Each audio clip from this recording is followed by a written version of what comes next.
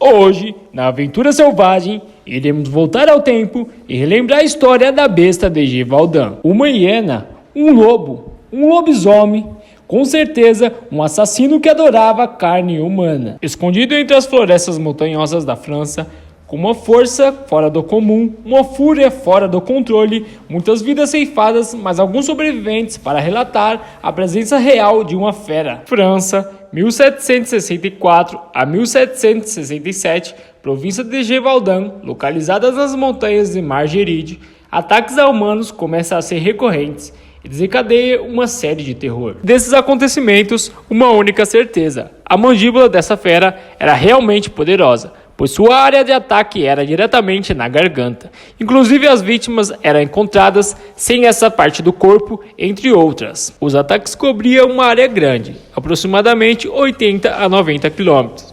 Mas mesmo com a distância entre os ataques, os relatos eram muito semelhantes, tanto pelos sobreviventes quanto pelos corpos encontrados. A história começa em 1764, quando rebanhos de ovelhas começam a serem massacrados. Os ataques à ovelha eram sempre muito semelhantes, uma mordida na garganta e era parcialmente devorada. Mas logo o apetite por ovelha foi mudando, e a besta começou a ter um gosto por carne humana. Pouco tempo depois dos ataques a rebanhos, uma garota foi atacada próximo à floresta rural, quando transitava da fazenda que morava para a cidade. A jovem ficou gravemente ferida, mas sobreviveu, evitando a mordidas no pescoço e nos braços, que ficaram gravemente mutilados. Segundo a moça, o animal era do tamanho de um bezerro, com pescoço e cauda peludas, com uma coloração avermelhada, porém seu peito era branco. Orelhas eretas, boca pretas, dentes largos e afiados, e se movia saltando e correndo. E ainda possuía uma lista branca da ponta da cabeça à ponta do rabo. Em 30 de julho de 1764, o primeiro ataque mortal acontece. A vítima, uma menina de apenas 14 anos de idade, encontrada nas proximidades da mesma floresta. Os ferimentos eram muito semelhantes aos das ovelhas, inclusive a parte da garganta. O terror começou, um ataque atrás do outro por quilômetros de distância, porém da mesma forma. Uma ferida mortal no pescoço e órgãos devorados. Estamos falando dos anos de 1700, que a comunicação era através de cartas e viagens era a cavalo. Com toda a limitação da época, a apuração dos fatos conseguiu-se constatar 113 mortos e 49 feridos. Os sobreviventes relatavam uma criatura muito semelhante a um lobo, porém a descrição da cauda peluda e franja e os estragos feitos pelas mordidas apontavam para uma hiena. A aparência da besta mudava de vítima para vítima, mas a boca negra e um forte odor em sua boca estavam em todas as versões. As versões das vítimas confundiam ainda mais os investigadores da época. Um lobo solitário poderia sim atacar seres humanos por serem presas mais fáceis, pois lobos sem alcateias teria que optar por presas mais fáceis. Porém, um só lobo seria incapaz de abater todo um rebanho em uma só noite. Outro fato é que os lobos não costumam atacar diretamente na garganta. Geralmente eles mordem as partes inferiores para enfraquecer a sua presa e depois a finalizam. A descrição era de um lobo, mas o comportamento, a mordida, a aparência da cauda era de uma hiena. Uma única hiena seria capaz de agir sozinha e ser responsável pelos ataques. Inclusive, elas viveram na França há milhares de anos. Hienas da caverna se encaixaria no tipo de ataque, porém ela não existia mais nessa época. Então o que realmente estava matando as pessoas?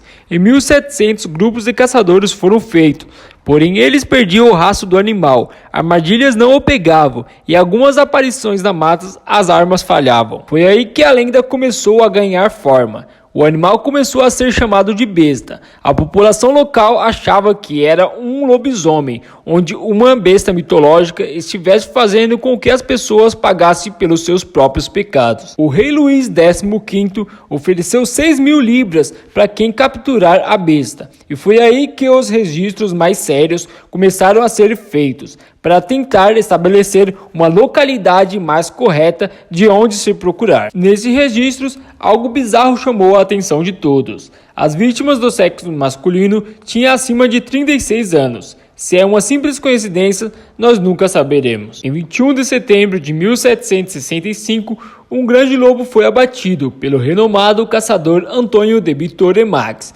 O animal tinha 84 centímetros de altura de ombro, 1,83 de comprimento do focinho à ponta da cauda e 60 quilos. Houve muita especulação, pois o lobo estaria se alimentando com tanta frequência não teria apenas 60 quilos, mas sim pelo menos 90 quilos.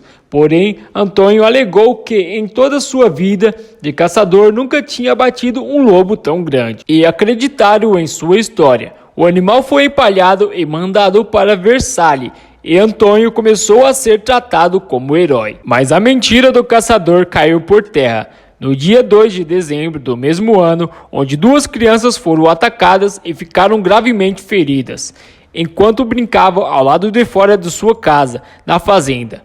Depois disso, os casos se tornaram cada vez mais recorrentes. E novamente, muitos caçadores começaram a procurar esse animal. Outras lendas surgiu. Dessa vez não era um lobisomem, mas um homem que estaria se transformando numa besta, com características de hiena. Em 1767, outro caçador, Jean Chatel, alegou, enquanto descansava com sua equipe de caçadores, ele avistou o animal e com sua lança disparou no animal e o matou, além de atirar com uma bala de prata banhada em água benta.